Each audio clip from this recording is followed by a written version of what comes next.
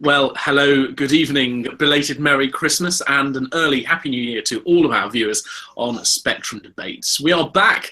It's been well over a year since our last show and even longer than that since I last hosted this. And what has happened in all of that time? Well, last time we were on, UKIP were calling for the head of David Cameron, the Prime Minister, because they didn't trust him to deliver a referendum on Britain's membership of the European Union. The Labour Party had just finished its second vote for a leader, and people were thinking how amusing it would be if Donald Trump might end up as a candidate for the Republican Party for the presidency of the USA. As I say, not much has happened in the previous year since we've been on, but maybe we'll find one or two things to talk about tonight, notwithstanding how boring 2016 was politically. I have a glorious array of guests with me this evening. Thank you to those of you who were interested and willing and volunteered to come on, but Google Hangouts on Air / YouTube Live. Let's not go down that one. It can only take so many, and frankly, so can I. And these are the glorious people who volunteered first to come on this evening. We begin with with a bizarrely laughing Leon. Good evening, Leon. How are you? I'm not going to say what I was laughing at. Never mind. Yeah, I'm all right. I've got a wisdom tooth coming through, but apart from that, I'm fine. Fair enough. So at last, some wisdom in Doncaster. So that's never been a thing. I'm assuming that was swearing it cut out. That's probably quite a good thing. Leon, remind us what your Twitter handle is, please. It's at Leon_French01, I think. There you are. So at Leon_French01. If you want to send any abuse to Leon during it, please don't, because we're all nice here. But please do tweet him.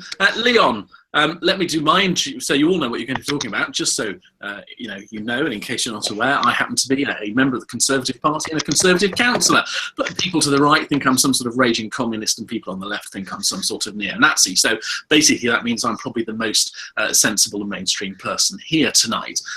However, notwithstanding my own views, I'll do my best to challenge our guests tonight and include your views, so please do tweet us using the hashtag SD2016. I've tweeted a couple of things we want you to tell us about. What were your highlights of 2016? Who's your person of 2016? And what's your biggest prediction for 2017? What you might think will happen. That made great sense. Here I am broadcasting tonight from the God's own county of Cheshire, and our friend Leon here, as you already know, is broadcasting tonight from Yorkshire, which is, maybe third or fourth place in God's own counties. But anyway, Leon, tell us a tiny bit about yourself. For those who don't know, those unlucky people who don't know. Oh. Sorry, I thought you'd finished then. I'm a Conservative as well. I'm Secretary of the Doncaster Conservatives as well, and I'm probably going to be standing in the local elections next year as well. Marvellous. Good luck to that. We always encourage people to stand for election. And the nice thing about that, Leon, is you're not going to have to worry about having to serve 4 years as a councillor afterwards. So well done. I couldn't possibly comment. Next, our next guest is another returning guest, John Mousley. Good evening, John. Happy Christmas to you. Thank you very much. Fire it back at you. It's nice to see you and your beard again. How are you? I'm really well, actually. My beard has been trimmed a bit because I had to go home to meet the family and they demanded that I look vaguely sensible.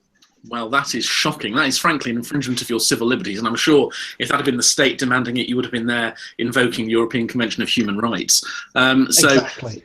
John, tell us where you're broadcasting from and tell us a little bit about yourself for those who don't know you. Currently, I'm broadcasting from Aberystwyth, the best town in Wales. And actually, a sunny coastal resort currently that's 2 degrees warmer than where I was this morning. Marvellous. I recently finished a history MA here at Aberystwyth University, and when I'm not doing that, I spend most of my time campaigning for the local UKIP association. Superb. Well, welcome. I remember one time you were on not so long ago. Well, not so long ago. It was always a long time ago now. But one time you were on. You were just after the floods and the terrible storms you'd had there, and half the walls and things have been knocked down. But you managed to survive. I have, yes. Unfortunately, this is the only wall in the house, as you can see. I can't show you anywhere else. It hasn't been rebuilt yet. Right, fair enough. Hence the scarf. It's nice to see you. Thank you very much. Good to be back. Our next guest, Jack Worrell. Good evening, Jack. How are you? Good evening. I think there may be a slight delay here. I'm assuming well. You're not broadcasting from sometime last year. Hopefully. Well, it'll be in a better place than we're in today. Ooh, starting off with controversial stuff already. Tell us, Jack, whereabouts you're broadcasting from, what you do, who you are. I'm broadcasting from Warwickshire. I am the treasurer of the University of York Liberal Democrats. I am a member of the local York Party and the president of the European Union Society at York Uni. So, and I don't know what it's like for to... people. I don't know what it's like for people at home, but on my screen, certainly Jack and John are next to each other, and I don't think could be more different actually in terms of. So this is glorious. It's nice to see you both here. Welcome, Jack. Our next guest. We're going to be something of a Scottish mafia tonight. We've only got 2 on rather than the 3. Good evening, Helen. How are you? I'm fine. How are you? I'm marvellous. Thank you very much indeed. I was told I had to wear a jumper. To be very inclusive. Oh, there'll be some complaints about that, I'm sure. Happy holidays, happy Hanukkah, and happy Kwanzaa to all you African viewers. We'll have to see if, yes, I'm sure. Oh, event of the year already. We've got one in there. We're coming up to that. So, Helen James, nice. I forgot to ask the other 2, by the way, for their Twitter handles. We shall do that in a moment. Tell us a little about yourself and where you're broadcasting from. I am broadcasting from Edinburgh. I'm a Scottish Tory, one of the rising number of Scottish Tories. I've just finished my degree and then I'm off to your neck of the woods, to Nottingham, to do law in the summer. I don't really do very much else apart from drink gin, which is what I'm very well known for on Twitter, is drinking gin. So. And from my experience, having practiced law really for the first time properly for the last year, I believe that will stand you in good stead. So well done, Helen. And your Twitter handle, please, for those who'd like to get in touch with you. This is the point at which people regret what their Twitter handles are. Helen, what's your Twitter handle?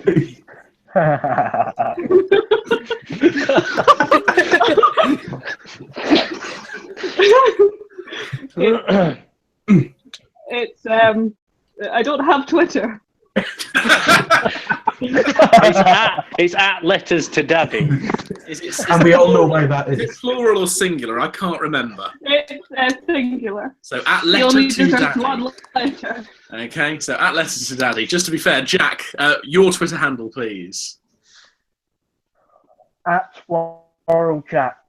WORRALL Jack. At Worrell Jack. And John, what was yours? Currently mine is at Byzantine Fox. At Byzantine Fox. That would be one heck of an old fox, wouldn't it? Easily caught by the hunt. Hannah. Good evening, Hannah. It's nice to see you. Hi. Welcome to your first Spectrum debates. Have you had a nice Christmas/holiday /Hanukkah/Kwanzaa? It was Christmas for me and it was lovely, thank you. Fantastic. It's nice to see you. Tell us a little bit about yourself, where you're broadcasting from, and so on.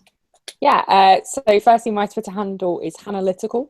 I am broadcasting from Essex, where I'm from, and I am currently co-chair of the Young Greens, which is the youth wing of the Green Party of England and Wales. You see, we have a very important person here tonight in our midst. This is what we like.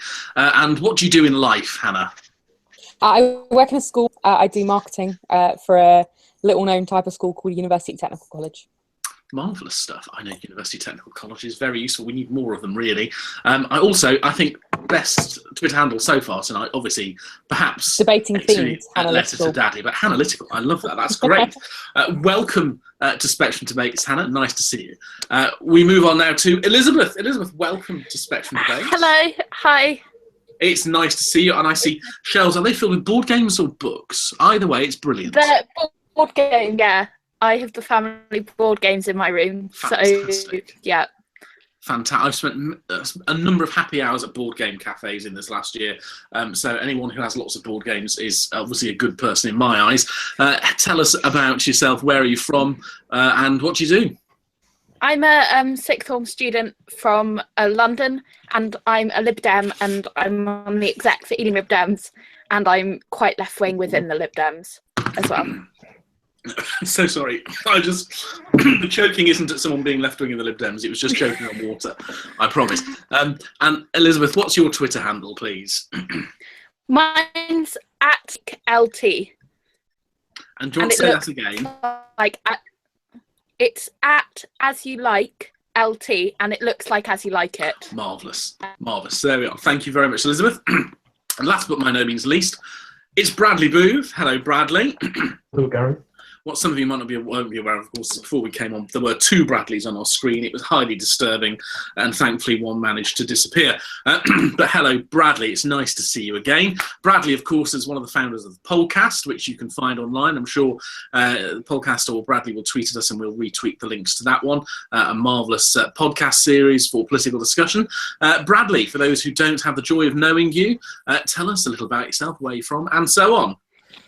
I'm broadcasting from Dundee up in the north, the true north, that is. And I'm currently not in a party, but most of you may be aware that I'm a bit of a political party slut. You might want to just clarify that for those who aren't aware. Well, I've been in a few, just to put it politely. And a few parties as well, yes? And a few parties also. There we are, good. Sorry it had to happen. Well done, hello, and welcome, Bradley. So, in a minute, we're going to start talking about the events of 2016, the things that have happened you're at home, the things that you feel are really important. But before we begin, the last show that was broadcast was in November, and it was hosted by the wonderful and very sadly missed Lily Jane Summers. Lily was also with us on our very first show and was our most regular guest and was also a host as well. Those of you who had the pleasure of knowing Lily, as I know many of you do, and many of our panellists here do, will miss her enormously. Lily was someone who was unique and also someone that we need more of to be involved in politics. She was someone who could bring together people of different views. She would listen to what people had to say, even if they weren't natural political supporters or people she would normally agree with. And she'd listen and she'd try and persuade, or she would change her own mind. She was absolutely wonderful. I know I spoke to her for many hours. She would help us with these shows. She would help lots of other people with many things. I know that she was a friend to many of you, and she'll be terribly sadly missed by all those of us who knew her. If any of you want to send us any messages about Lily tonight to be read out, please do. She was also a founder member of the Pollcast, which, as you heard a few moments ago, she founded with Bradley, and she will be very greatly missed. And I'm only very sorry that she's not around for us to have on this show tonight to take part. She was someone who could show you that you can support a party without being some mindless partisan animal. And she was just such a lovely, warm-hearted person, and I know that she'll be very greatly missed by an awful lot of people. So, Lily, we hope wherever you are now, you're watching, joining in, and that we do you proud. We may also have been joined by Michael Craig. Hello. So, Michael. Sorry. Hello, Michael. It's nice to see you. Thank you, Gareth. You've missed our introduction, so let's just say hello to you quickly. Michael Craig, you're broadcasting also. The Scottish Triumvirate Mafia is here. Tell us, please, where you're broadcasting from and a little about yourself, for those who don't have the pleasure of knowing you. I'm broadcasting from Dundee, so the Scottish Mafia is basically the Dundee Mafia, because Bradley's here too. Oh, okay. I am, like Helen, I'm one of those rare, but less rare now, Scottish Tories, so there are some of us. The official opposition, of course. Indeed. Well, we don't have official oppositions in Scotland, so we don't technically in the Scottish Parliament. Well, that's what Labour say to would be like, oh no, we don't have them. We're actually all right. And they're like, no. Well, let's not get into the complexities of Scottish politics immediately, because we've got an awful lot to go on here. All right, so already we've had a wonderful number of tweets sent in, people tweeting us, using the hashtag please, hashtag SD2016. Joe at Joe_Pattinson says, I do love a York Lib Dem, saucy bunch. Is that true, Jack? Well, it raised a smile, so I'm assuming it must be true. It might be. It might be. Comment. Okay. He also says, event of the year, Trump, and 2017 prediction, a whiskey a day to keep the doctor away, something like that. Anyway, Hugh at Huniverse says, the event of the year, obviously the Richmond by-election, the only thing that happened of note. I'm assuming Hugh may be a Liberal Democrat. And then says... Then says, person of the year, probably Jo Cox, risking and losing everything to valiantly defend her constituents from a fascist terrorist. And let's just start talking about that one briefly. And panel, please come in with any views you have, because I think we exist in a world in the UK and in Europe in general, where politicians aren't really generally under direct threat from people. You go to some countries and politicians kill each other all the time, or they're the subject of assassinations. But here, it's rare. And it was quite a shocking moment when it happened. I don't know if anyone has anything they want to say about Jo Cox and that whole issue and event and everything that went on since. I thought it was remember when it happened, I was about to get a train down to Liverpool to go campaigning for the referendum. And it was so strange. I was sitting in my room and just thought, do I still get the train down? And we didn't, at that point, she hadn't died, we just heard of the attack. And I phoned Phil, many of you know Phil, I was going down to campaign with Phil. And it was just weird. I went and I just thought, no, I have to be with people who, there's a weird thing within politics that whether you're in the same party or whether you're complete rivals against everything that you believe in with each other, you still have a sort of family there together because you still understand the kind of dedication that you put into the fact that you believe in something so much that you give up all your time to do it in a way that so many people who aren't involved in politics will never really understand. Because of that, I felt like I had to be with other people who understood that, and then everything was cancelled, and which was absolutely the right thing to do in my opinion. And I remember getting in loads of fights that weekend with people who were like, yeah, but we didn't give up anything else and other people died and stuff. And you're like, do you know what, actually, doing that now, we appreciate what's happened. And I think much that despite the fact that I disagree with her on most political things, I think on this she was absolutely right, and I think it was really poignant that the fact that her final campaign was on combating loneliness. And I'm really glad that that's being continued and that her memory is being continued as well, because I think it's at that point that you realise just how much people do give up for what they so passionately believe in. Yeah, thank you, Helen. Hannah. Yeah, when you asked us actually to think about our person of the year, I have to confess I wrote Jo Cox down. I think what's so poignant about a lot of the messages that came out after she passed was this idea of working together and, you know, being united in sort of the face of things. And I think we could learn a lot from doing some more partisan work, non-partisan working together in our system. I think it can be very binary, and I think the idea of working together to achieve a goal is really important. And I hope that a lot more people are sort of thinking about that now and taking that on board. Thank you. Elizabeth. Yeah, I completely agree with what Hannah said as well. And I remember that was the moment suddenly when I felt very scared for what our democracy had become, because in my opinion, the referendum campaign itself was really damaging. But that was the moment when I suddenly realised just how bad things were getting. And obviously, it's not representative of political campaigning in this country, but it was a real shock and really something that we can't let ourselves go in the direction of. Okay, we'll come on and talk about the referendum itself, I'm sure, in a few minutes' time, because I don't want to jump from Jo Cox straight to referendum. Anyone else want to say anything about Jo Cox in particular? I didn't really know much about her, in fairness, until what happened, but I think it's quite telling about a person in those weak and vulnerable moments when they've got somebody towering over them who's already injured them to that extent that they're telling other people to get away, you know, don't get yourself in harm's way. I think that's quite telling about a person's character in those vulnerable moments. And we didn't hear about those details really until the trial, did we? And I felt when they were talking about that, it was really quite remarkable. It's incredibly brave, though. I mean, to essentially know that with those injuries you are more than likely going to die.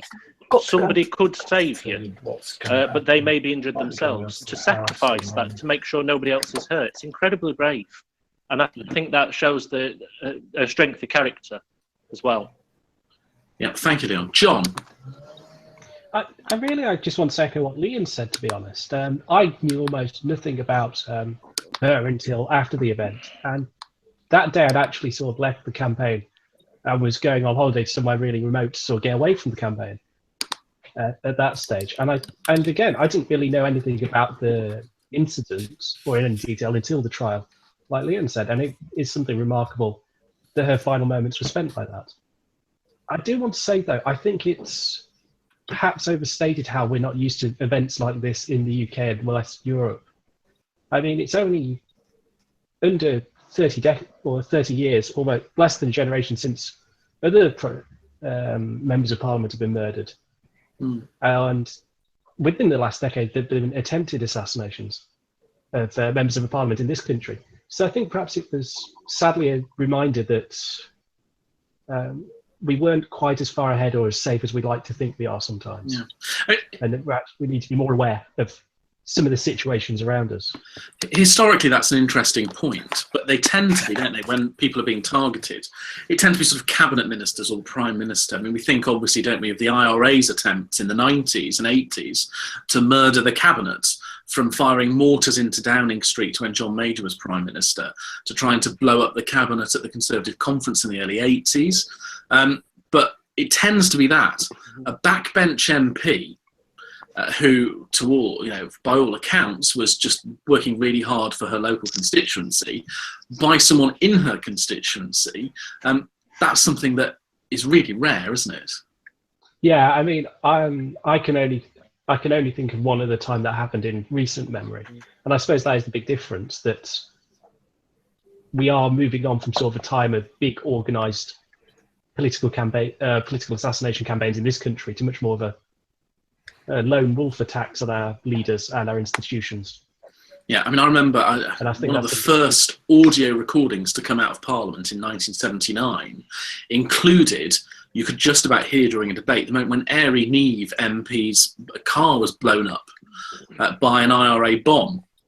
There was a debate going on, I think, about education after Parliament whilst Parliament was being prorogued for the 79 election. He was blown up and murdered, and that was one of the first successful attempts for a while. I suppose the previous one would have been Mountbatten, but it's sad to think that our MPs are now having to find security even in their own constituencies. Sometimes we take a step back from this, from having bricks thrown at their office windows and so on. So not great.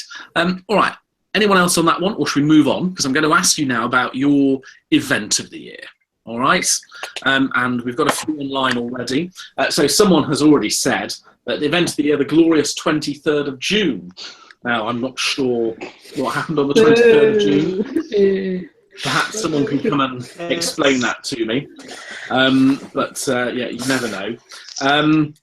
We've also had someone saying that they are not the daddy who is the recipient of Helen's letters. That was Joe. That was Joe again. Yes, that was Joe. Some very nice messages about Lily coming in. So Nathaniel Higgins at Politically Nate says, "We love you, Lily. Rest in peace. Such an inspiration." We have Jack Hughes, Jack_Hughes UK, says he remembers Lily offering to come campaign for him, even though they were in opposing parties, and encouraging him to run for the local council. And that was something Lily did say to a number of people, that she felt that they were so good and such nice, public-spirited people. She was happy to campaign for them, whichever party they were in. Salman Anwar, an amazing Anwar, says, "Lily, what an absolute star," and then notes that whenever she was on Spectrum debates, her laptop would often crash, but we really do miss you. But then thinking about other things on, Adam Wordsworth at Adam D. Wordsworth says, "Non-partisan working does occur, although it's often behind the scenes. Perhaps it should be more readily publicised." Then a couple of people commenting about how many people are on the panel. Well, it's the end of 2016. We've not had a show in a year. I'm trying to make up for lost time. So, although one person says drain the swamp. Anyway, there we are. So, we're going to. Is he referring to us? I have no idea. Aerosmith. So let's think about your event of the year. Anyone want to start with telling us what your event of the year was? Mine was right at the beginning, actually. Well, yep. I say at the beginning, May, for the Scottish elections. Gotta go Scotland. Which doesn't even feel like it happened this year, but when we became what would be seen as the official opposition in Scotland, the Scottish Tories. And that was just so incredible, because we came from nowhere in Scotland, and we've really built ourselves back up again with the glorious Ruth Davidson, and ever. And I think that was definitely my event of the year, was gaining so many more MSPs, and really good MSPs. I say that because I can't say that, they'll kill me if I don't say that. And it's really, really great that in Scotland we've got Conservative representation in the Scottish Parliament to such a high level again, who really, really work hard and are holding the SNP to account, and that for me is amazing. That's the year. Historically, it's certainly unexpected, isn't it, from previous history? Anyone else want to comment on that one? What do you reckon about the Scottish elections being so historic? I think. Sorry. Elizabeth, then Michael. Okay, I just think that really shows what's going on with Jeremy Corbyn's Labour at the moment, because you would expect them to be like absolutely the main opposition to the SNP, and they're not. So it's a worry for him. Sorry to disagree with you on that. Actually, the problem with Scotland is at the moment that we are no longer left versus right. We're no longer anything independence versus unionism. And while the Labour Party continue not to have a stand, and this isn't, for the first time, I'm actually not going to blame Jeremy Corbyn for this. I'm going to blame Kezia Dugdale, who is lovely, she's lovely, but terrible as a leader, because while they have no stance on anything, they will not win anything, because they've got nothing. People have got no reason to vote for them. If you used to historically vote Labour, but you are desperate for unionism, you'll vote Tory. And she's amazing, and she appeals. I've never met anyone who doesn't like Ruth Davidson. You can be the biggest SNP in the world, but I remember you still meeting go with Davidson a few years ago. Amazing. I remember meeting with Davidson a few years ago, and I have to say, she's just so lovely. She's just so incredibly nice. She's amazing. Let's go to our Scottish party slut, Bradley. And then I'll come to you, Michael, because I think 2 Scottish Tories in a row will be a bit too much for anybody. Bradley, Helen says the Scottish elections were her highlight, her event of the year. What do you think? I mean, I think it's up there with some of the sort of unexpected moments when the Tories became second. But my highlight of the Scottish election was Willie Rennie winning his seat. And why is that? Just because it's Willie Rennie.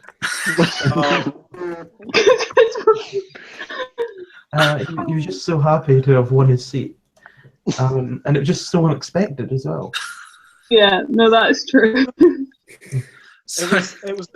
It was a very good day for the Lib Dems in general, because in Wales we had the elections where we actually managed to get into government. Yes, we went down to 1 seat. Kirsty's doing a brilliant job in education right now. So I think very good elections for us to build on. So is the Lib Dem group in the Welsh Assembly made of one member? And we're in government, which is more than the Tories imply. Isn't democracy beautiful?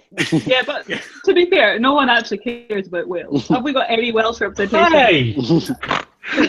Well, apart from John, who's in Aberystwyth. He's in Aberystwyth, he's not Welsh, though. I've lived here for over 5 years. I count as Welsh. I think once you're in Aberystwyth, I think once you're in Aberystwyth, I think Welshness just takes you over, doesn't it, John? I can't escape now. I'm in too deep. And you've lost your ability to use vowels. So yeah, it's all gone. Michael, tell us, do you agree with Helen? Scottish election results were your moment of the year. Yeah, well, quickly, in Scotland, the Lib Dems fell behind the Greens, which wasn't really great for them. Just thought I'd say that. In terms of what Helen was saying, I kind of agree. I think the Tories were the only party that set out a year beforehand to say, we will be the unionist party, the only party that will stand for the union. And that's a good idea because 55% of people voted to stay in the UK. That's quite a big demographic right there. And they were able to successfully paint Labour as incompetent and not standing up for the union, partly because, as Helen says, Kezia Dugdale was a bit... Can I swear? Swear yes, loud? Yes. Was a bit shit. Okay, that's fine. But it wouldn't be my moment of the year purely because I expected it. Fighting talk. You yeah, expected it. Come on then, so- tell us, what would be your moment of the year? Purely in terms of shock factor, it would be the 23rd of June, Brexit. Brexit. Because I expected us to come second. I wasn't surprised that Trump won. I didn't expect it, but I wasn't surprised. But I was quite shocked that we voted to leave. So that would be my moment of the year, based on general shock factor. Sorry, Brexit. I'm not sure I've heard that term anywhere before. It means Brexit. Right, thank you. Can be sometimes confused with breakfast. Breakfast. Yeah. Okay, yes, perhaps that's where I'm going. I believe it'll be a red, white, and blue Brexit, but I don't know for sure. Well, I'm We'll make a colourblind. success of it. Well, I'm colourblind, so I think that's possibly racist. Not able to. Okay, a few comments from our audience so far. We've got Joe Pattinson at Joe_Pattinson says Ruth Davidson MSP is the goddess of all goddesses. Cameron S at Cameron_surnames spent the first hours of the 24th of June with Bradley, Helen and others. I enjoyed that day. They less so. Tom McGrath. I don't even remember that. I was very drunk at that time. I can't. Tell us something we don't know. Tom McGrath, or McGrath, I'm sorry, I don't know which it is, please do tell me off, says that Ruth Davidson certainly is glorious. I challenge anyone to disagree and he'd love to meet her, but he's a Lib Dem, so that's unlikely to happen. Chris G, 00000, event of the year or decade was the EU referendum, which changed the course of UK politics. The rebel Tories are now reduced to arguing about the PM's trousers. Hugh at Universe says, oh God, no, don't mention Wales. Mike Green at MikeBoy7564 says, brilliant spin from Jack there, making winning one seat a victory.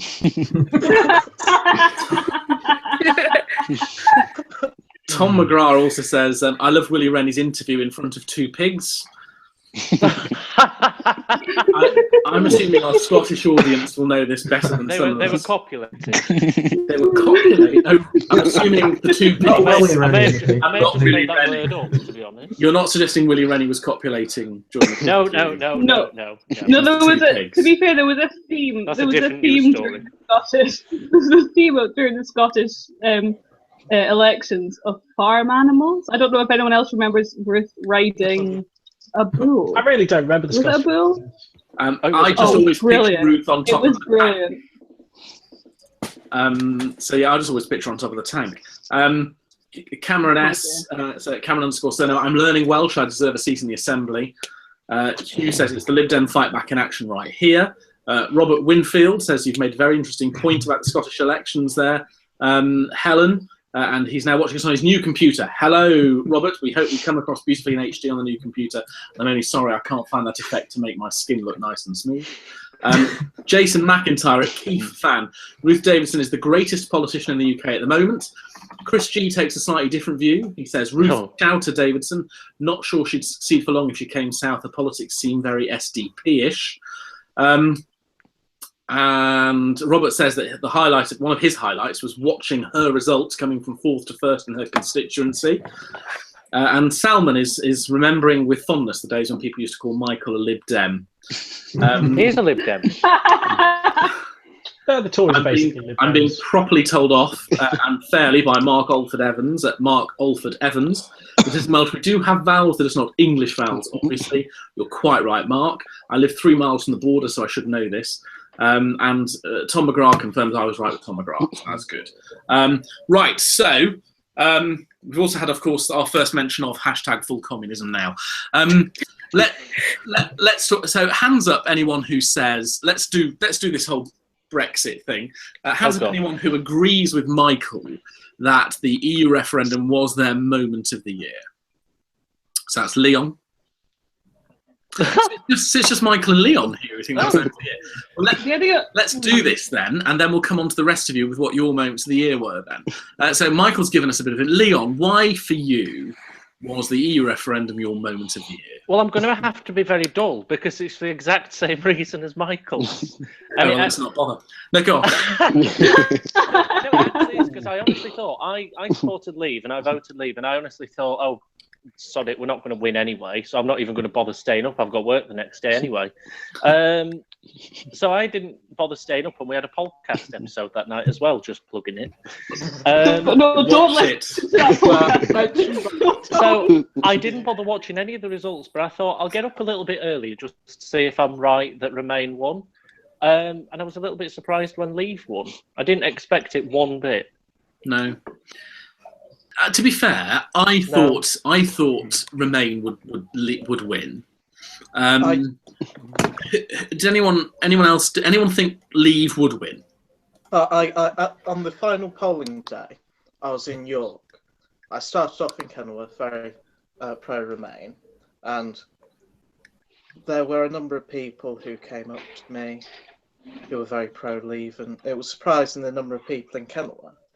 Went up to York and I started to knock on doors, and the routine was, I knocked on the door. I said, "Hello, I'm from the Remain side. Have you voted yet?" "Yes, I voted," or "Yes, I've made plans to vote." Ask you which way you voted. "No, you can't." Then shut the door on me. Ah, okay. So it was from that I'd gathered that if we're doing this badly in York from my own empirical evidence in what should be a heavily Remain seat, that at points I wanted to give a hug to people who said that they voted Remain, then I'd gathered that we'd not done very well nationally. Okay, that's fair enough. Anyone else then come in on this one? Talk about the referendum. I mean, how did you feel about it? Go on, fire away, Elizabeth. I was campaigning in my local ward, and it's in Ealing, and every door I knocked on was coming out Remain, and I thought, we've got this in the bag. This is going to be like 55 at least for Remain. But obviously I forgot that it was Ealing, London, and a very pro-Remain bubble. And yeah, we managed to get a great result in our ward for Remain, but it was overall, like, I was so surprised. Like, the most surprised I've been this year was waking up to that. And it's been one of the big things this year, I think, as people have finally realised how different London is politically from the rest of the country. Yeah, absolutely. Who was that? Was that people also realise how different big cities are in general. Because I was campaigning in Liverpool. When I was campaigning as well, very pro-Remain. I mean, it was slightly different because we were out in Conservatives in t-shirts, which they had an issue with the Conservatives part rather than the in part, which is don't stand outside Liverpool station at 7 o'clock in the morning with a Conservatives in t-shirt on, because you will get death stares. Trust me. I got a little bit scared. Being a Conservative from Liverpool, I can confirm that's true. So, and then obviously I was campaigning in Scotland, where it was overwhelmingly Remain independence, and the problem was that when you're working in big cities, you do get confused because you do just think, oh right, we're fine, everything's fine, and I think that's the issue, is that in places where it was very much Remain areas. I have to admit, I got some dodgy answers from some Leave people, and I'm not in any way saying that these are all Leave people, but the answers that some people gave you, you're going, sorry, what now? Yeah, go on. I was with someone said it was That was Jack. Go on, Jack. I was with someone who told me, I asked this woman, why are you voting Leave? She told me. And then she went on to move on to say, now my brother, he owns a small business. And he told me categorically, if we leave the EU, he'll lose his business. And despite that, she's still going to vote Leave. That's the type of thinking that we have to deal with. You know, it's completely, can't say anything to persuade that type of person to vote Remain. To be fair, my highlight was a man who came up to me to tell me that we had to leave the EU because Turkish people were going to join and come over and rape me. Oh, scumbag. And I just thought, well, wow, that's a long journey specifically to rape me. I mean, I didn't realise I was a poster girl in Turkey. But I mean, if that's where my audience are, maybe I should go over there, because that seemed rather... I want to I was so, I was so upset they're going. John, I'm going to come to John because I probably wouldn't have said that. No, I'm going to come to John because John is a true believer in Brexit. Talk us through it. I must admit, the campaign, it was kind of a campaign of two halves for me. Because I in Aberystwyth, I was campaigning in the most pro-Remain county and town in the country. And for the first sort of 3 months of the campaign since Christmas, I was just in Aberystwyth. And I was actually feeling really good about it because we were getting, I don't know, I'd say about 20% of the people to actually hear our case. I mean, we were getting some people that would never, ever vote for us. More than one person came up to me and said I was specifically trying to get their wife deported, which was kind of interesting. But then the second half of the campaign, I started travelling to different places. I was travelling across Wales. I was travelling into the Midlands especially. And it kind of got me feeling even better because you went to the Midlands and it was kind of almost the opposite of Wales. It was 90% everyone wanted to leave. But this sort of culminated in sort of the week before the referendum. I actually stopped campaigning. I went on holiday. And you were so I got really depressed. I was so confident that I did agree to go on holiday with my family. And then I got really depressed because I started getting phone calls sort of leading up to the actual night and on the night. And people were saying that everyone thought they'd lost. Everyone I'd been campaigning with for the last sort of 6 months, day in, day out, was convinced we'd lost. So I was very surprised the day of the referendum that we won. But I couldn't quite put it my moment of the year because of all sort of the work leading up to it. I'd been sort of more confident, if that makes sense. Okay. I've got a couple of tweets, then I'm going to go to... Could I quickly just mention one thing first, before I forget? Oh, yeah, it was. whatever.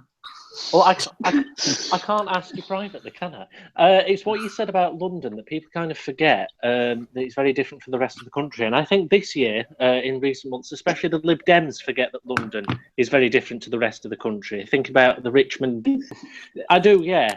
Making it out that the public wants to remain and they don't want this and they want that and the other.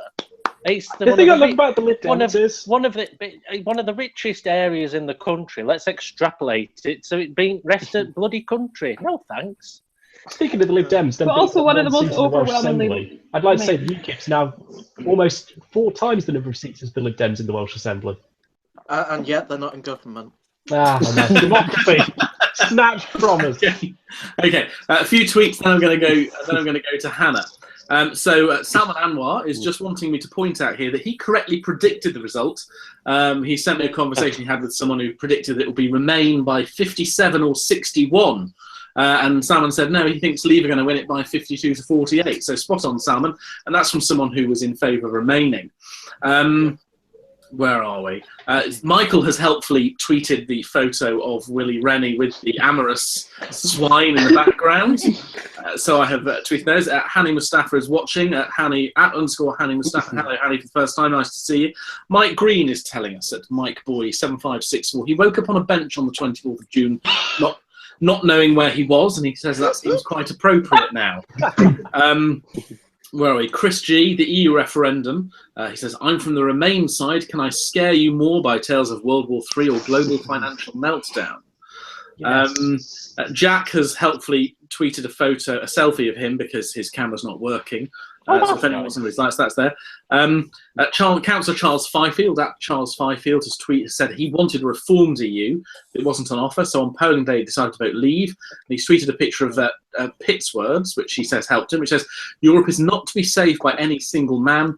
England has saved herself by her exertions and will, as I trust, save Europe by her example. James Arrowsmith.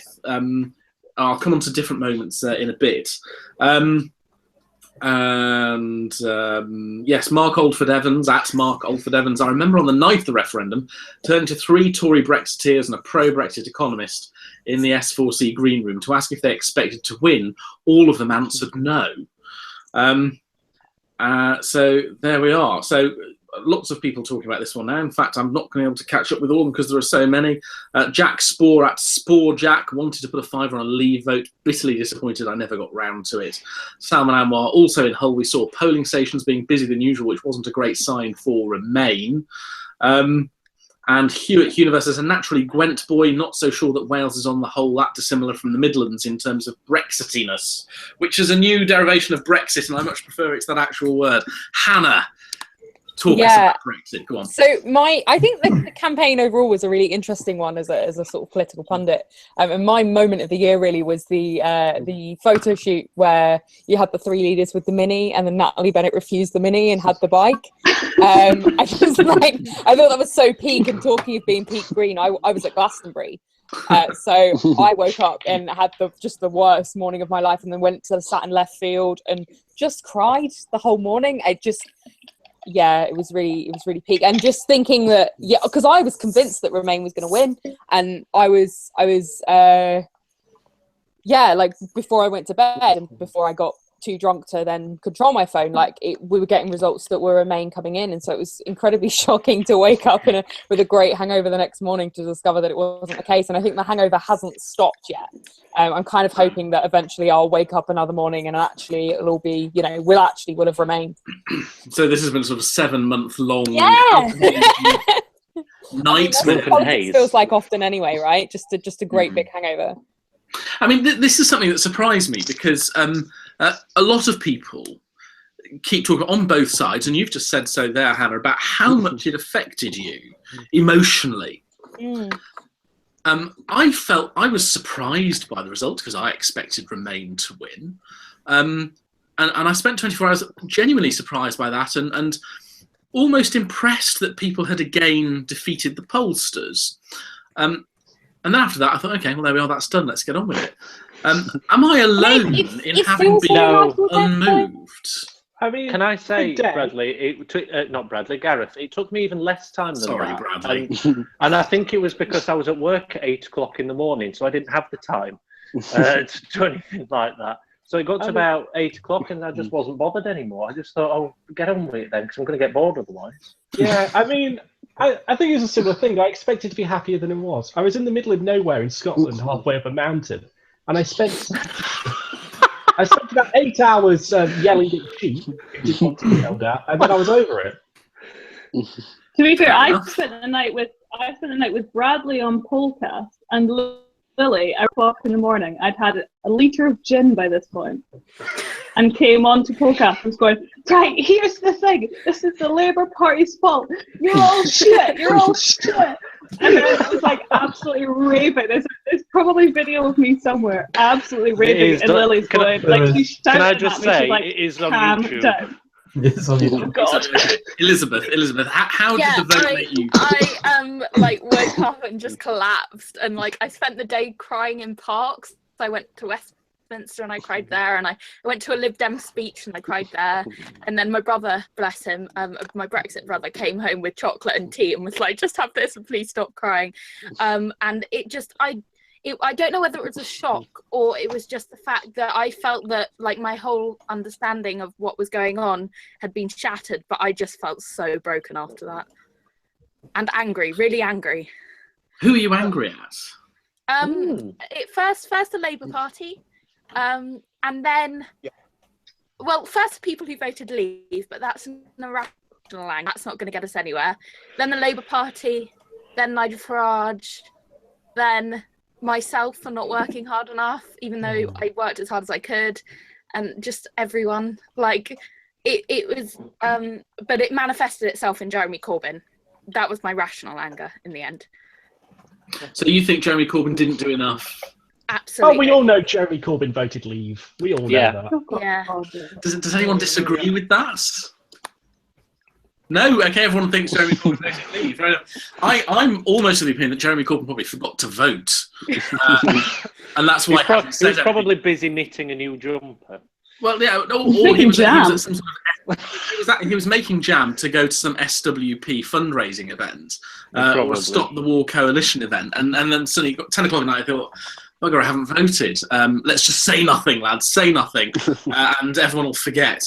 Okay, so Leon and I, we're the heartless ones here. We're a little bit shocked, and then just carried on and didn't have. But the rest of you seem to have some sort of greater reaction. Bradley, I've not heard from you on this one. Anything you want to say?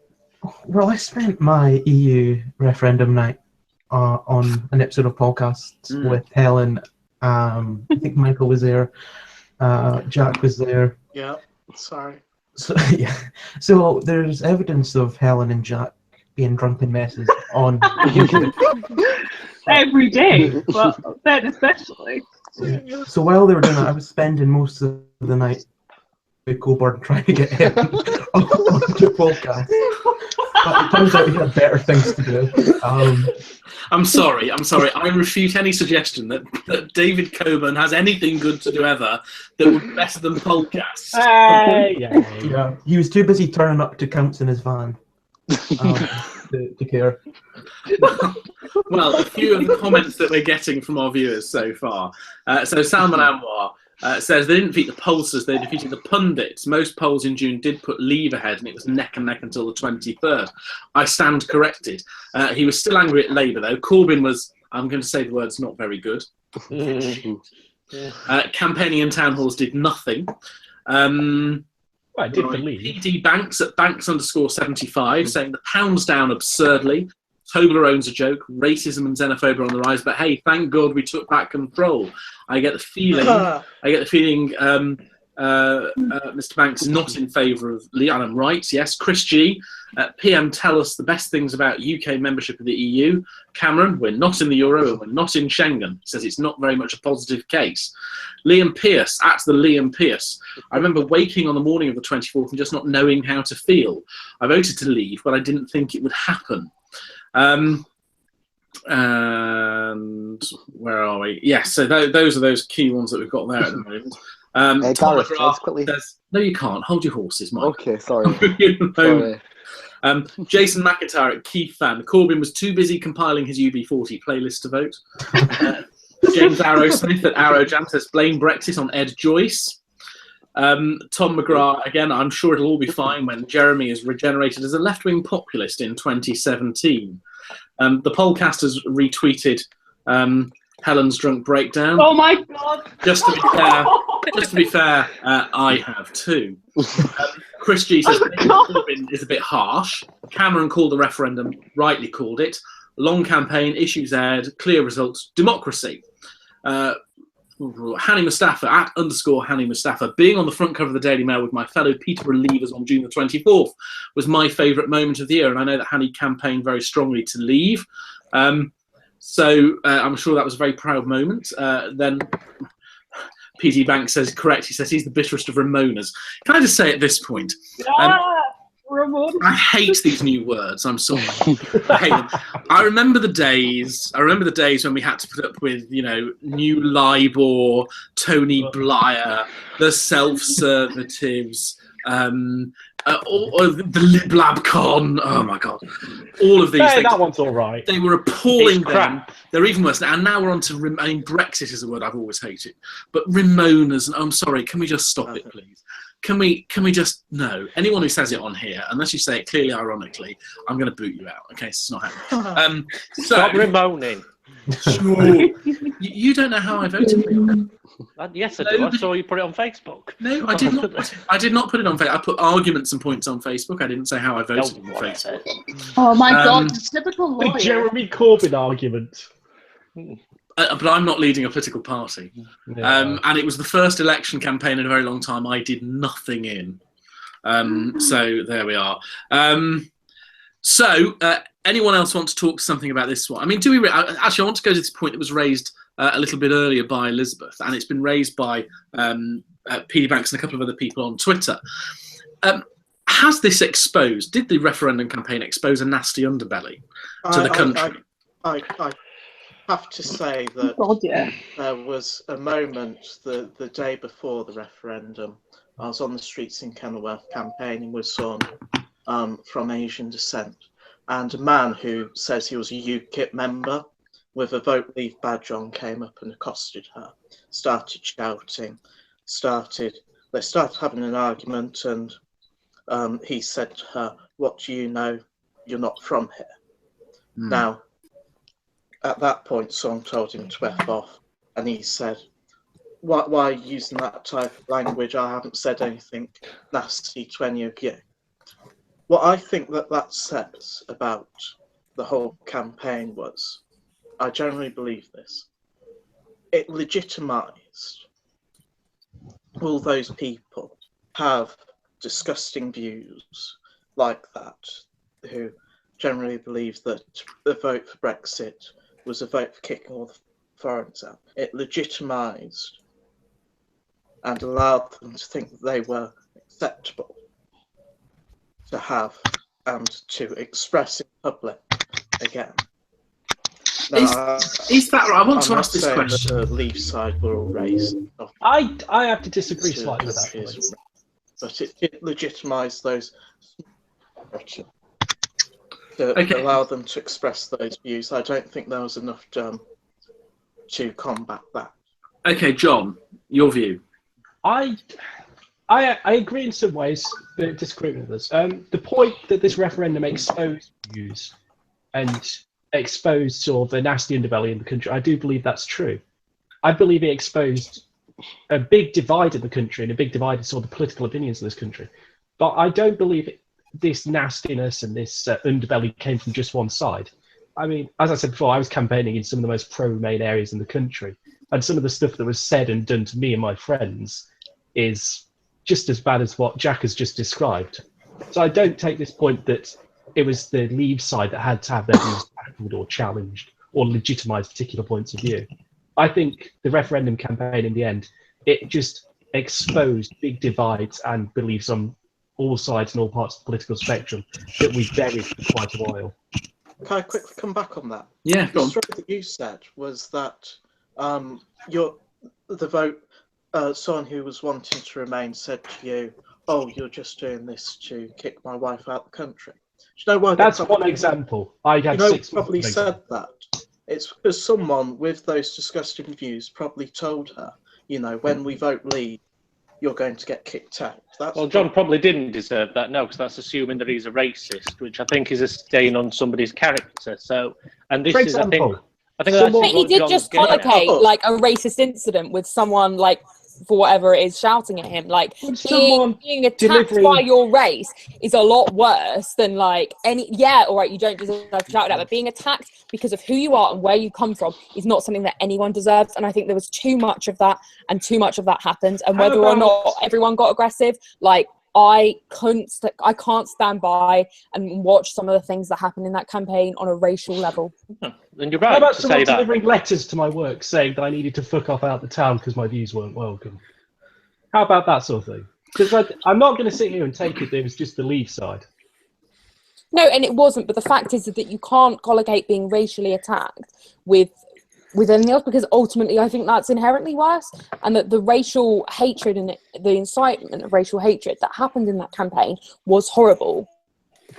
No, but I think there's a problem here in that I was Remain. I was passionately Remain. I will die passionately a Remainer. But I think the problem is that there are horrific people on the Leave side.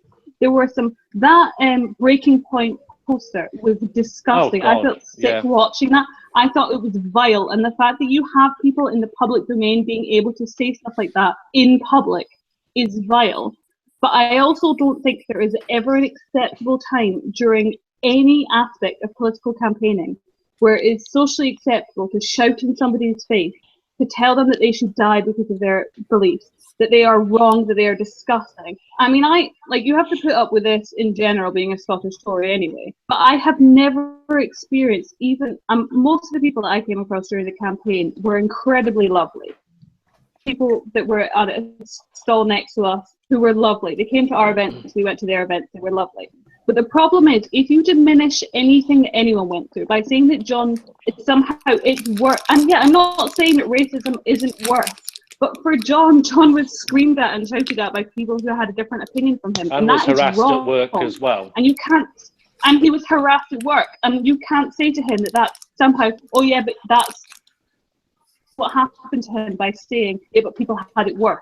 Because people will always have it worse and people will always have it better. But for John, that was a horrible experience to have to go through, believing in something that you don't believe in. And that's not fair to say to him that somehow, because he's not been at the end of racist attacks, that somehow that's not something that can affect him. Because it does. I think overall it just turned into a nasty campaign at the end, and it was sad to see. Absolutely vile from each side. The Remain side was fine. Because there are people on the Remain side who I found equally as vile. And I'm not going to defend that. I'm not going to defend it. Made me glad I didn't get involved in the campaign, all in all, because all I thought was the campaign gave legitimacy to scumbags on both sides, to be quite honest. Can I make a suggestion, taking a step back, that I don't think that referendum campaign is what's legitimised people being unpleasant, whether it's about racism or whether it's being personally unpleasant and attacking people. I'm going to blame social media, and in particular Twitter, because there used to be a time when people who had what I think most of us, I think all of us here, would say are extremist views, and whose responses and debates in politics are not about discussing ideas and views as we're trying to do here, but it's about attacking another person in some way or other on a personal level. That is what's been legitimised by Twitter, because it's much easier to tell someone to F off on Twitter or to report them to their employer for saying something you don't like than it is to just engage in a conversation. And also it means that those people who perhaps in their daily lives, in work and in their social circles and family, probably wouldn't have come across other people who shared similar repellent views of theirs, now find loads of people online who share similar repellent views to theirs. The numbers of them haven't increased, but because they know they're not the only one, suddenly they feel validated, they feel backed up, and whatever their view is, if it's a particularly extreme or repellent one, suddenly they feel they are perhaps the ones who should have it heard, and they make a lot more noise than light. And unfortunately, that, I would say, is what's legitimised this not only the unpleasant politics more, but has really enabled people to be vicious and vile and personally awful to others. That's my view. I completely agree with you, actually, and I think it's because I've had this rant before. The problem is people seem to take an attitude that they're sat behind a keyboard. They don't have to see a person's reaction. They don't have to deal firsthand with a person's reaction, etc. And also it is the element of echo chamber. They seem to think that their opinions are larger than they actually are. They're nutcases, fruitcakes, and not so closet racists on the one side, and the scumbag holier than thou ones on the other side, who think that anyone who has it's people on both sides who get themselves into their own little echo chamber, and they sort of start to build up this view amongst themselves that people who disagree with them in any sort of way are practically Satan or Hitler or whichever other evil you can think of. I think you're completely right there, actually. I keep wanting to call you Bradley for some reason. It's okay. I will accept being referred to by the name of someone who's much younger and better looking than I am. So thank you, Leon. Long story short, you're right. Elizabeth. Yeah, just to say that I'd never really been I hadn't been that active in politics before the referendum, but I'd never really been aware that people were so horrible online. And I do agree with what you were saying about the echo chamber as well. And after the vote, I have been seeing quite a lot of Remainers saying things about basically how all Leavers are racist, which is just not true, and being quite offensive towards them. And I think that Twitter's just perpetuated that negativity. Can I say on the flip side of that, you also get the other side with the people who voted Leave, who say that all people who voted Remain are somehow traitors. And they hate their country and all this other absolute nonsense. Or, and I think this is actually something that's quite, going back to what we're on about with Joe Cox, enemy of the people with regards to the Supreme Court judges. I mean, people don't think about how their language affects things. Language is very important, and people do really need to start remembering that.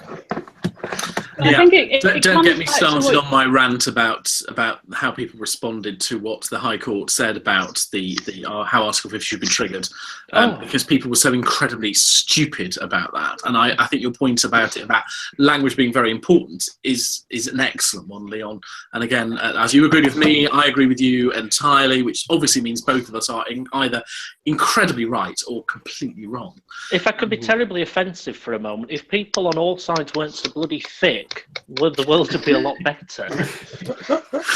There is that. Anyone else on this before I move on and ask someone else about, because most of you have got something different from your event of the year, so we're going to be leaving Brexit now. Okay, so I'm going to come on to one of you in a moment. I'm going to read some of the other points that people have made on this topic, and then we'll go on to look at what your other events of the year were. We'll have to be a bit quicker, I think, this time. Yeah. So Chris G says, Great Britain's are just racist, xenophobic, lazy, except but for the EU. The EU civilised us. He thinks that's bizarre. Robert Winfield says he voted to leave the EU, but he doesn't like the description of the EU supporters as Ramonas. Salman Anwar records an event where UKIP Go came up to us in Hull and just threw abuse at us and swore at us, which was pretty shitty. Mark Oldford Evans, it was the first campaign I've been involved in where I've refused to hand out certain leaflets because I thought they were offensive. Liam at Liam Bones, my moment of the year, I'll come to that one in a moment because that's a different kind of moment of the year. Jason McIntyre at Keith Fan, Nigel Farage should take some blame for the rise in racial abuse during the Indy ref. Where are we? And then Chris G counters by saying, well, Farage gets daily death threats. The idea that intolerance is legitimised by Brexit supporters is one-eyed. Germanicus at Marsman talks, only legitimate opinion on mass immigration, as we know, is to be pro-it. Any other nuanced opinion is vile. Cameron S has tweeted something about why it's not about that Brexit vote wasn't legitimising it, in his view. Where are we? A few people saying yes, screw Twitter. Which is, I think absolutely no bad thing. No bad thing at all. As all they right, say on Twitter. Anyone else got a different event of the year that they'd like to tell us about? Elizabeth. Okay, Richmond Park by-election was mine, mainly just because, like 9 MPs, yes lads. But also, I think, and you can tie this to the mayoral campaign of Zach Goldsmith. I'm not a member of Labour, but I was delighted to see Sadiq Khan win it, because I think Zach Goldsmith is one of the politicians that I have the smallest amount of respect for now, and to see him lose his seat, so for us to gain a seat was really quite great. Can I ask about that one? I know I've chatted a lot about it. I just want to ask about this one because this has been referenced by Leon. Leon, you and I just on the same wavelength here tonight. But during the Richmond by-election, Elizabeth, this is for anyone who's a Lib Dem. Okay, so it's Elizabeth and Jack and Michael, obviously.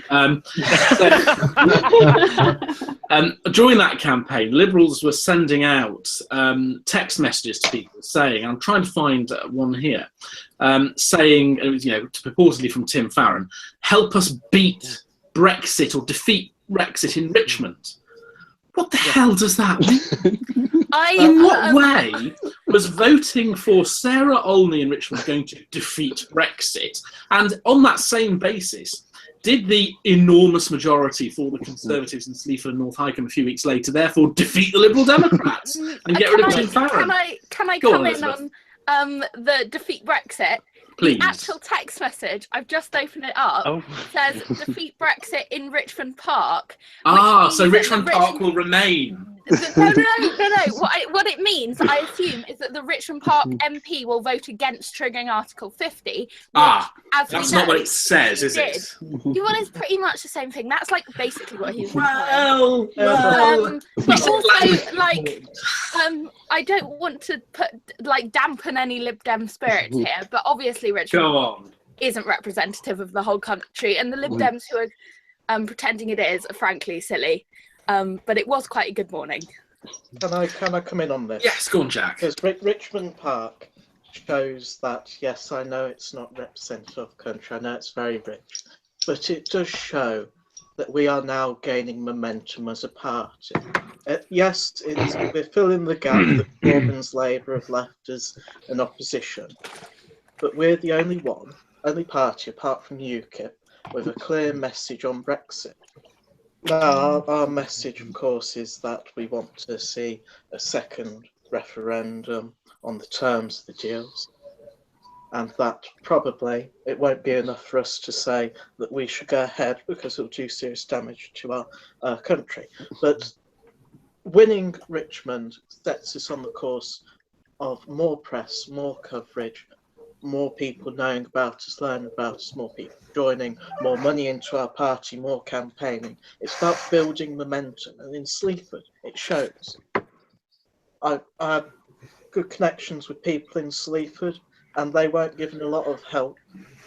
But despite that, we doubled our vote share and overtook Labour. Now, if Labour are the real opposition, then they should be picking up these seats, yet they're going to be losing them to, even more, and falling behind us everywhere else. So it's about momentum, and I wouldn't be surprised come 2020 if the momentum sees us in a position where we can have a formidable say on the terms of which we leave. Can Are I you just come in on suggesting this? on Sleaford? Are you suggesting that the Liberal Democrats 11% of the vote, We doubled our vote. beaten by We well, doubled yeah, our but vote. you've doubled nothing to nothing. Beaten by that's 3,600 people. Beaten by UKIP at 13.5%. With the Conservative getting 53.5% of the vote. Yeah, but momentum. I mean, you know, you're 53.5% plays third place 11%. And you were only sort of 800 votes ahead of a local independent candidate. If we repeat the swing that we saw in Sleaford nationwide, right. It's hand over fist. Okay, on that same basis, Jeremy Corbyn has used the argument that because Labour won a by-election on Telford Council, we shouldn't worry about their that's performance. not parliamentary. That's not. No, but the issue is here. Historically, the Lib Dems have always done better in by-elections because you literally put every single member of your party in that by-election, absolutely cover the fucking the place in leaflets.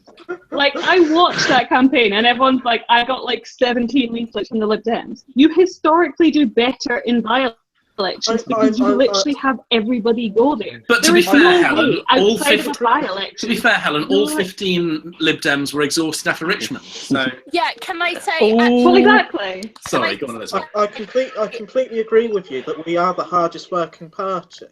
Spin. I love it. Yeah, in by-elections, you can't do that in a general election. It's Elizabeth now, please. Unlike the Tories, unlike Labour, we don't take any vote for granted, and we actually work for them. So can we hear Elizabeth? Okay, Elizabeth. Yeah, I mean, you see in places like Sleaford, what made sense politically was to pour all our resources into Richmond Park, and Sleaford we didn't do a lot. We only really did stuff in the last week, and we had like a few leaflets here and there, but barely anything, and we still managed to increase our vote share. So you can say, well, yeah, but you didn't really lose your vote share. You absolutely got destroyed in 2015. It's difficult to lose more votes than you had in 2015. That's the problem. You keep going, we got more. Yeah, but I mean, you couldn't lose many more. But I mean, we beat Labour, for example, in Sleaford. That's not a good thing at the moment. Labour are absolutely shit. That's what I'm saying. I beat up my nan. Well, yeah, because we're obviously going to do better than your nan. That's what we need to be doing at the moment, positioning ourselves in a position that is the alternate opposition. You're doing better than somebody's shit. Yeah, effectively. Okay, so a few well done on that. tweets here, then I'm going to move on to a few others. So we've got James Arrowsmith at Arrowjam. Tim Farron will single-handedly defeat Brexit using devastating pictures and holding skimmed milk.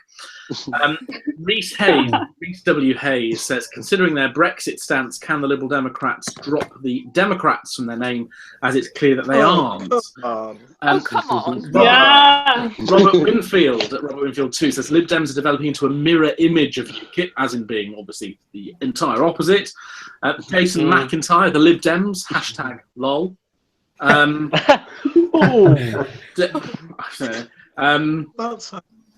Here we are, SD, State Media at S_debate_news, well worth following. Quite clearly, Richmond Park will become an independent state and join the EU, adopting the euro, etc. Mike Green, not only will Brexit be stopped, but Tim Farron is going to be the next US president. Tim Farron's a scumbag. Here we go. Can I just say about Tim Farron? You're not going to nominate him as your person of the year.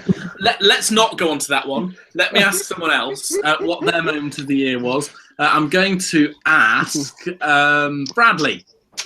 Yeah, I think my moment of the year was the UK getting its second female prime minister. Woo! Yeah. I don't necessarily agree with her politics, but I think it was a good moment historically. Well, the US failed to elect Hillary, but we'll get onto that later, I'm sure. Because they voted for Hillary, but they didn't elect her. That's the joy of the American electoral system, isn't it? Democracy, woo! Election systems now, Gareth. No, we're not having that debate at this point, John. Well, of course, thanks to proportional systems, that's the only reason UKIP have anyone anywhere, other than our mate from Clacton, who most kippers hate anyway. It's Okay, worth mentioning quickly, Gareth, I'm sorry. The Conservative Party don't have quotas, and yet the top two were both still female, which I think is worth something. In fact, you can go slightly further than that. Every time a woman has stood for the Conservative leadership, no man has ever outpolled her in the votes. Yes, but So we all there know we it are. doesn't count because she's not the real type of woman. So it doesn't count. She's a Everyone Tory. knows that. However, It of doesn't course, matter. the Green Party has just elected its new leadership and elected yet another woman to the role. They've had Dr. Caroline Lucas, then Natalie Bennett, and I think Dr. Caroline Lucas is back, isn't she? Is that right, Elizabeth? As a Yes. co-leader. Yeah, she is back. But we had principal speakers before we had leaders. Yes. Dr. Lucas was our first ever leader.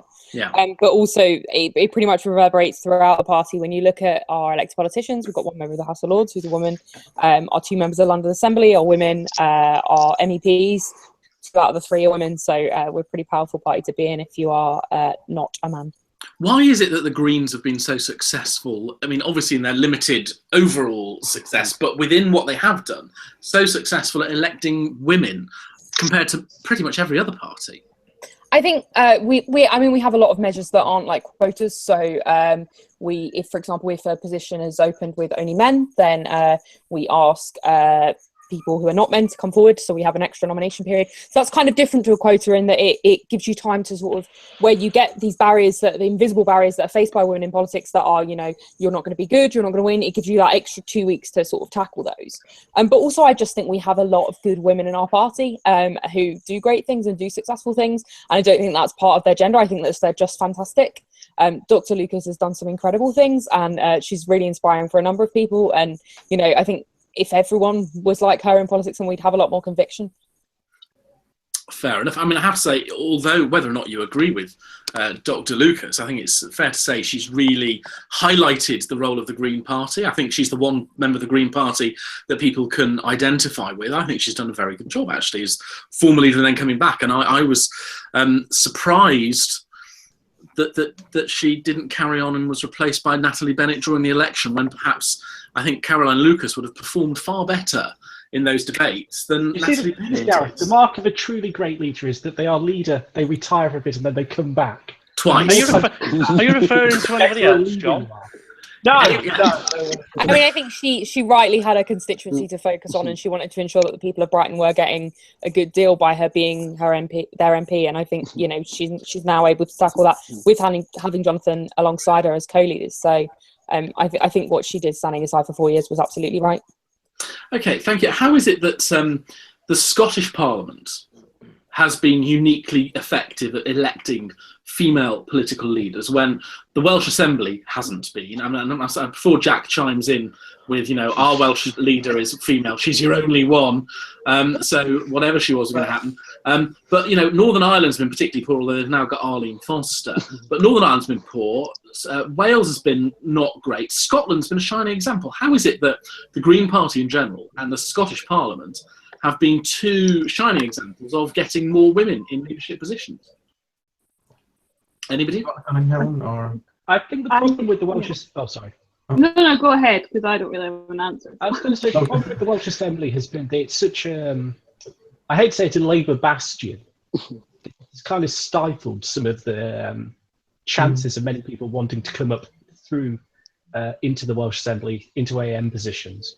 I mean, Cowan Jones has now been in charge for as long as I've lived in Wales, even longer. King Cowan controls the Welsh Assembly. And it's this sort of stagnation has stopped perhaps new voices coming to the top. I think it's a similar thing with Northern Ireland especially. Their coalition system means that it's very rare new voices are heard or new voices get a chance to rise up. Whereas with the Scottish Parliament, we've had some remarkable elections in Scotland. They've had forced new people up through the ranks. I think in Gareth as well, as well as in female, it's worth noting that if you include in UKIP in Scotland, 4 of the 6 parties are led by people who are LGBT, which is quite staggering, really. True. I mean, Nicola Just a Sturgeon bunch of and gays Willie up there. Rennie are in the minority. Yeah. Although Willie Rennie makes up for it by being Willie Rennie. So. That's true. Well, can I just?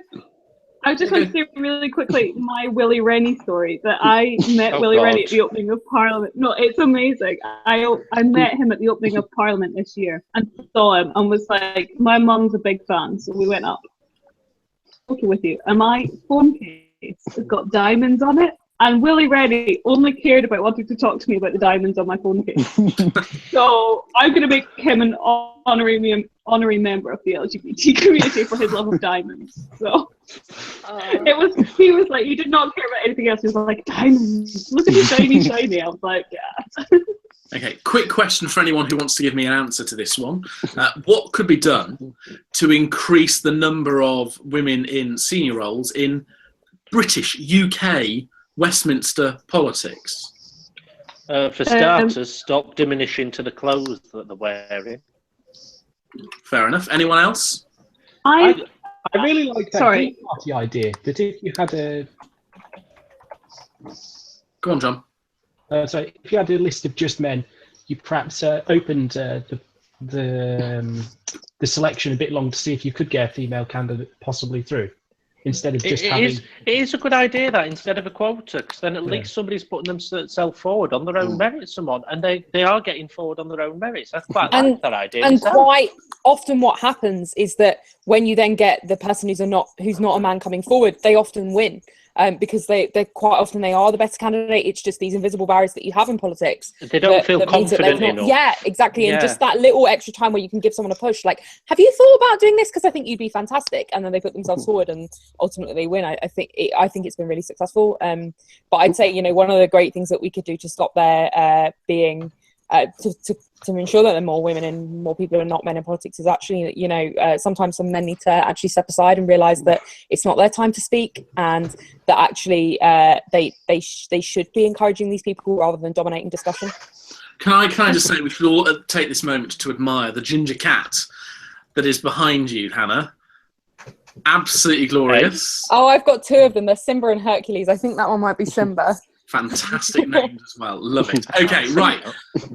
All right then, ladies and gentlemen, 30 seconds for anyone who wants to tell us now what their event of the year is, if they've not already given it to us. Who wants to go? John? I think my event has been sort of a series of things, and it's been the American foreign policy collapse in Syria and Iraq over the last year, with the benefit of both Iran and Russia filling the void in a place that has been for the last 2 decades just American. Fair enough. And do you think that the election of President Trump is going to change that? In some ways, yes, and in some ways, no. I think President Trump is perhaps, what's the phrase, after the deal. I can see him giving up spheres of influence, say in Syria, to the Russians, whilst exchanging it for spheres of influence in other countries in the Middle East, almost. Would you agree? Yeah. Would you agree with the point that I've heard, and I think I probably agree with, that there are only those gaps because Obama just stood by and left them, and had there been a different president, I mean, I know Mitt Romney, for example, was expressing his view very clearly in the 2012 election that Russia was the biggest geopolitical threat to America, and Obama dismissed him for it. Do you think we'd have been in this position now where Russia were able to exert actually what limited strength it has, because let's not forget Russia, despite being massive and vocal, its economy is smaller, that is barely the size of Spain's, that we would have had a very different situation now? I totally agree. There will obviously be a huge debate about the Obama years in 2017, but I think I have a lot of time for Obama. I think he's been treated badly on some sections of his policy. But I think there's no doubt the Obama administration went to die in foreign policy areas. They have been... But Obama cast himself last year, or the start of this year, as the man who had ended both the Iraq and Afghan wars. And currently, in the last week, I believe he sent another 300 troops to Iraq to help the Iraqi army retake Mosul. So I don't know exactly what his plan for foreign policy was since the 2012 election. Plan, I think, might be putting it too highly. Okay, right. Anyone else want to give us their event of the year that we've not heard so far? Very quickly, I changed mine. Go on then, Mike. I think it sums up what a year 2016 has been when I forgot to mention this, but mine was actually David Cameron resigning. Because I know, right? He used to be PM. No. Mainly because I joined the Conservative Party under Cameron because I agreed with pretty much everything he said. I thought he was great in modernising the party. I don't think we would be as successful as we are now, like without him. And I'm probably in the minority of Tories now, where I really want George Osborne to be PM at some point. Yes. I agree with everything you said up until you got to George Osborne. Yeah, as a Lib Dem, I'm obviously not a Conservative and would love Tim Farron to be our Prime Minister. But I know. But I must Don't say, be mean. I look back with rose-tinted goggles at the Cameron premiership, and I wouldn't mind if Osborne took over as PM. Can I just say as a UKIP member, I also really miss David Cameron. I thought he was great for us, really. Oh, sure. As your one MP shows. Okay. I will agree with Elizabeth there. Those 5 years of working with the Conservative Party, we did a lot more to stabilise our economy, to extend civil liberties than really the previous Labour government did even. Yeah, I mean, I have the perhaps unpopular view that the coalition worked well, and the only reason the Liberals were completely screwed by it is because the Lib Dems weren't honest enough about the point of coalitions before the general election in 2010. Hence the absolutist promised over tuition fees that was the killer, and then it wasn't sort of going out and explaining it properly beforehand and being. The Lib Dems. I cannot understand how the Lib Dems ran their last general election campaign not saying, "You voted for us for years and got nothing. You voted for us this time, and you got 80% of our manifesto." I mean, come on. How much more could we get next time? Yes. Pretty much. Yeah, I mean, The Lib Dems got screwed. It was terrible to see. Can we hear what Jack's going to say, and then Elizabeth, then Jack, whoever? I'd say that I don't know if Elizabeth agreed with me or not, but we did run that campaign, but no one listened to us at that point because we had a leader that he had lied and that he had played into the theory of all politicians that they're all liars and they can't. But he didn't lie, though, is he? In that sense. If he branded the policy, which was basically a graduate tax in all but name, then we would have been fine. I don't know what Elizabeth thinks on this, but I joined the party after the general last year, but I remember seeing nothing in the news from the Lib Dems and looking back, a really haphazard campaign that wasn't. But I think some sort of wipeout was inevitable, but maybe not as massive as what happened.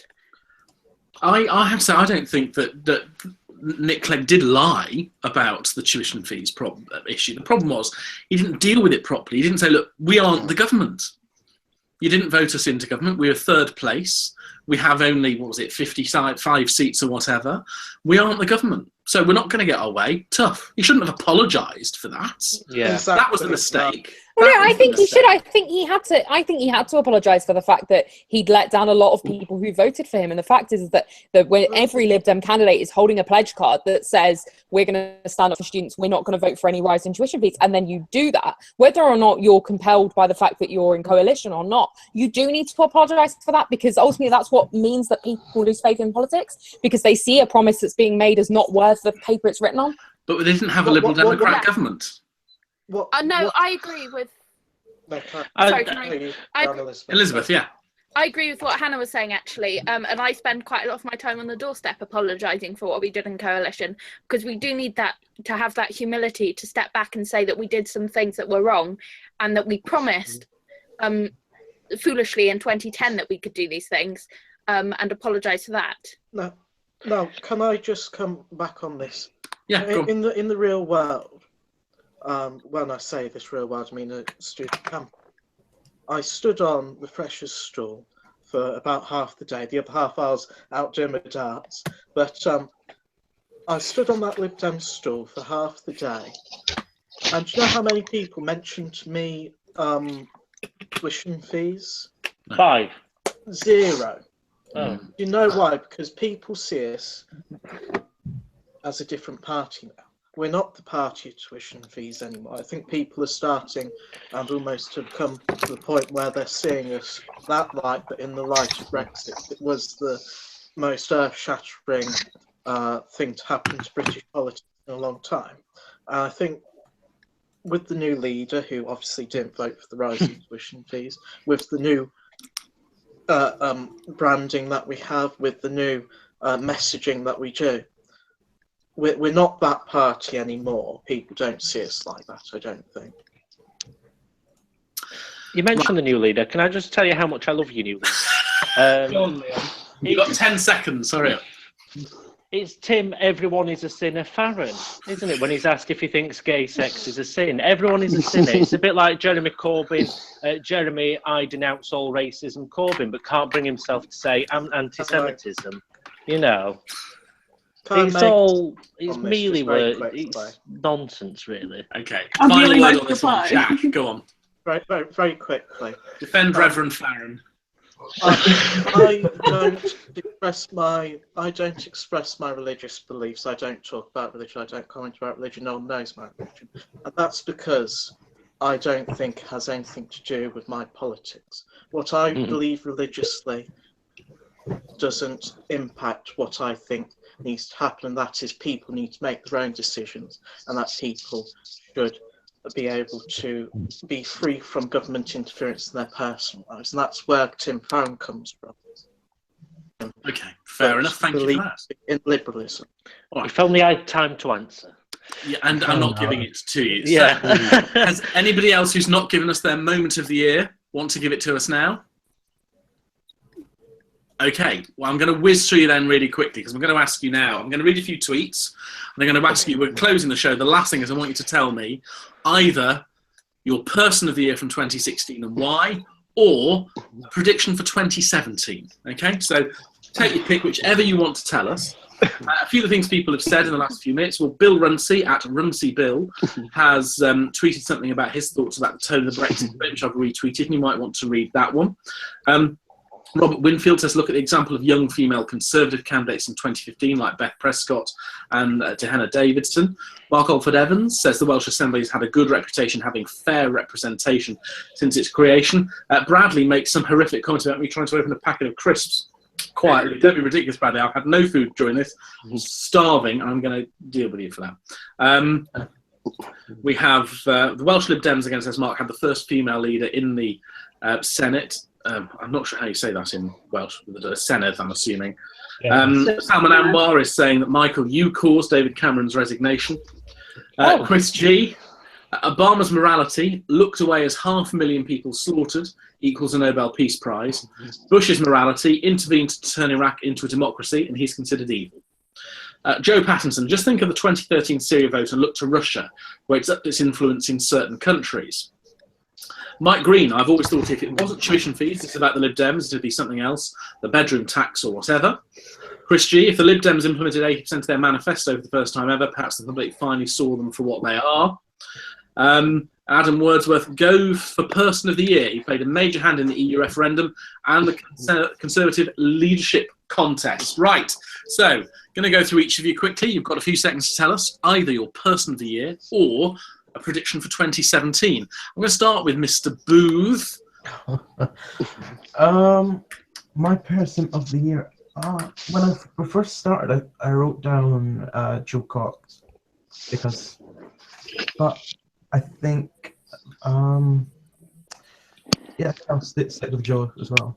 I think the event sort of was a shocking moment in British political history, and I think it will remain something that we look back on as, how would I say it, a blight on our EU referendum campaign. I think. Thank you very much, Bradley. Elizabeth, either your person of 2016 or a prediction for 17. My person of 2016 is someone who I dislike hugely, Jeremy Corbyn, because against all the odds, he's still the leader of Labour, and I think that's, even though I really strongly dislike him, quite impressive. Fair enough. He has had quite a lot waged against him, hasn't he? Yeah. Thank you very much. Hannah, which are you giving us? Person or prediction? I was going to go with prediction. As much as I love to say it, given my distaste for the royal family, I think the Queen's probably going to die. Oh. Oh, that's lovely. I don't know. I think it's probably time for change. I mean, it's time to abolish the monarchy completely, but it's probably time. Treason! And Leon will be leading a contingent of people down now from Doncaster to arrest you and throw you in the town. Thank you very much, Hannah. Helen, prediction or person? Well, I'm going to just ignore what just happened there and move on. My person of the year, not just because I met her and she was an absolute babe, but because she's my favourite person in the world, but it is Anna Soubry, for absolutely standing up for us Remainer Tories, being unafraid of the fact that despite the fact that most of the Tory party hate her, and she is amazing, and let's continue to fight for the Remain side on the Tory party. That's who my favourite person of the year is, and I will fight anyone who comes against me. So come on my Twitter and fight me, because I will fight you back. So there we go. There we are. Helen putting out the challenge, fight me IRL. Okay, Jack, personal prediction. My person of the year is Elizabeth Warren. I'll say this because she tone when combating Trump, and that was to attack him for what he is, a money grubber, someone who failed with his businesses, and completely attack him for the joke of a candidate, which he was now, as a complete travesty that she didn't get the vice president nomination and that Hillary chose the establishment candidate who added nothing, lost the debate, and really was nowhere to be seen. If she was there, I think we'd be seeing a very different outcome of the election. So you think a Clinton-Warren ticket would have won it? I think there was 78,000 votes, which means 39,000 votes in 3 states would have swung it. I think the attacking of Elizabeth Warren on that platform of being her running mate would have swung it. I think many things could have swung it, to be quite frank. Okay, interesting. Thank you very much. John, personal prediction. I think I'm going to go with a prediction. My prediction is that person of the year, Donald Trump, will be a lot more moderate than people give him credit for as a president of the United States. I don't think that'll be. And I'd also like to say Anna Soubry is going to have some real problems with the local Tory association, who I was out drinking with recently. Yeah, well, I'll be there during the next election. So. Okay, well, of course, all the constituencies may well be different next time, so who knows? And certainly at this point in time, Broxtowe is scheduled to be sliced up. So there we are. Yeah. Leon, personal prediction. Oh, good God, I've still not decided. Well, I'll come back to you in a moment. I'll go to Michael. I'm coming back to you. You can hold on to your horses. Michael, personal prediction. Oh, I think I'll go person, and I'll say our dear friend Vladimir Putin. Purely because Russia are more influential now than they have been since the Cold War, and he's given Russia a foothold in the Middle East by intervening in Syria and helping Assad. And he's managed to do all of that despite having an economy that's crumbling and Spain will overtake it shortly. In a way, it's quite impressive. Oh, it is. It's entirely through chutzpah and Obama being rubbish internationally.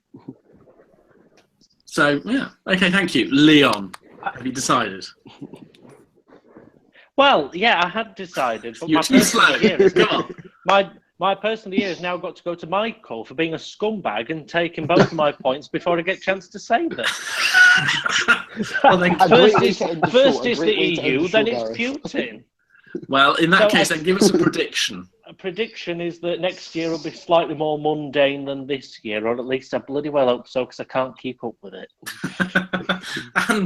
And on that bombshell, let's see what else people say before we go. A few people a little bit surprised at what Hannah said. Surprised, maybe a mild way of putting it. So a few people there not overly impressed. Salman Anwar, very pleased with what you said about Anna Soubry.